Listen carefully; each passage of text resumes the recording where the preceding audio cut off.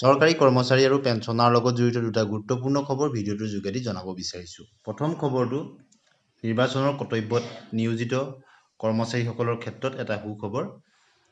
আপোনালোকে দেখিছে এখন Annexure 3 rate of remuneration payable to polling counting personnel and other drafted for election duty. Election ডিউটিত নিয়োজিত তেওঁলোকৰ পুলিং কাউণ্টিং পাৰ্চনেল আৰু অন্যান্য ড্ৰাফটেড যিসকল ইলেকশ্যন ডিউটিৰ বিষয়া কৰ্মচাৰী তেওঁলোকে কিমান টকাকৈ পাব নতুন ৰেট অনুসৰি।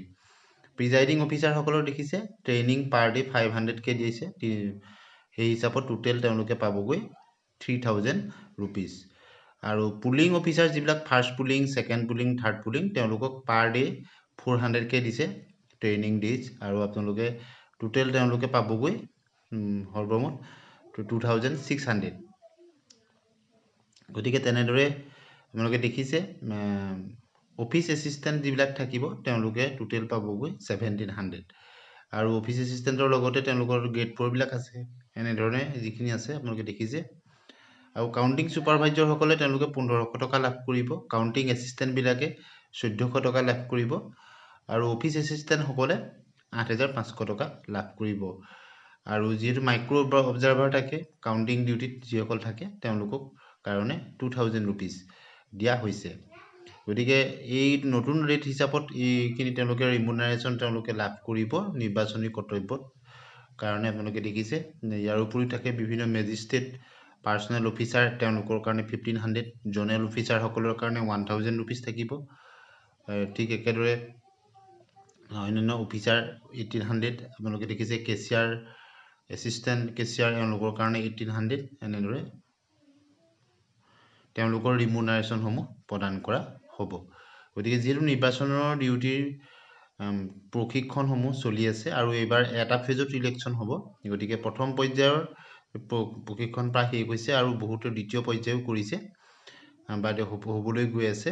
গতিকে তেওঁলোকে ক্ষেত্ৰত এইটো গুৰুত্বপূৰ্ণ কথা কিমানকৈ তেওঁলোকে ৰিমুনাৰেশ্যনখিনি নতুন ৰেটত লাভ কৰিব।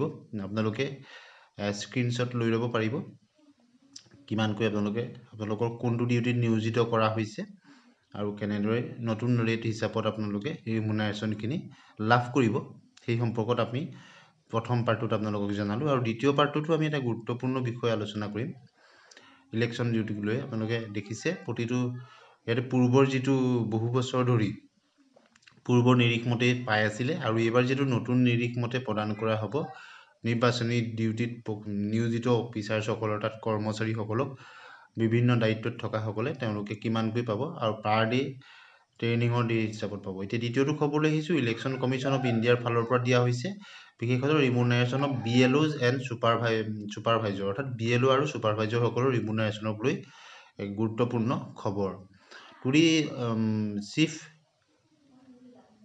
ইলেকশ্যন কমিশ্যনাৰ তেওঁলোকৰ এইখিনি আহিছে। আৰু দ্বিতীয়টো হৈছে office of the chief election officer Assam জনতা ভৱনৰ পৰা আহিছে। এইটো দেখিছে আপোনালোকে 19 মাৰ্চত আহিছে ডিষ্ট্ৰিক্ট ইলেকশ্যন কমিশ্যনাৰ, আৰু বিষয়টো হৈছে general election to the legislative assemblies and bye election 2026 field testing guidelines and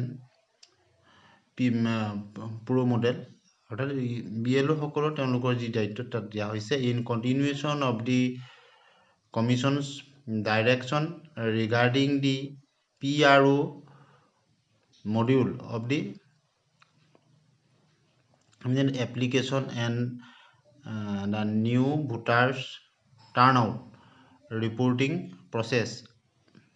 আপোনালোকে দেখিছে তেওঁলোকক এটা কথা মই চমুকৈ কৈ দিছোঁ, তেওঁলোকৰ এই BLO সকলৰ যিটো দায়িত্ব তেওঁলোকে ভোটিং চেণ্টাৰ গৈ তেওঁলোকে আপডেট দিব লাগিব, অৰ্থাৎ তাৰ যিটো লোকেশ্যন সেই লোকেশ্যন কভাৰ হোৱাকৈ তেওঁলোকে চেণ্টাৰৰ পৰা গৈ কিছু তথ্য তেওঁলোকে অনলাইন আপলোড দিব লাগিব। সেই সম্পৰ্কত ইতিমধ্যে BLO সকলে তেওঁলোকে অৱগতও হৈছে।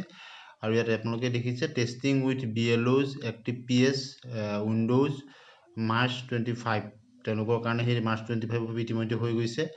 Testing with PROs including reserve PROs Monday March 30 সেইটো ইতিমধ্যে হ'বলৈ বাকী আছে।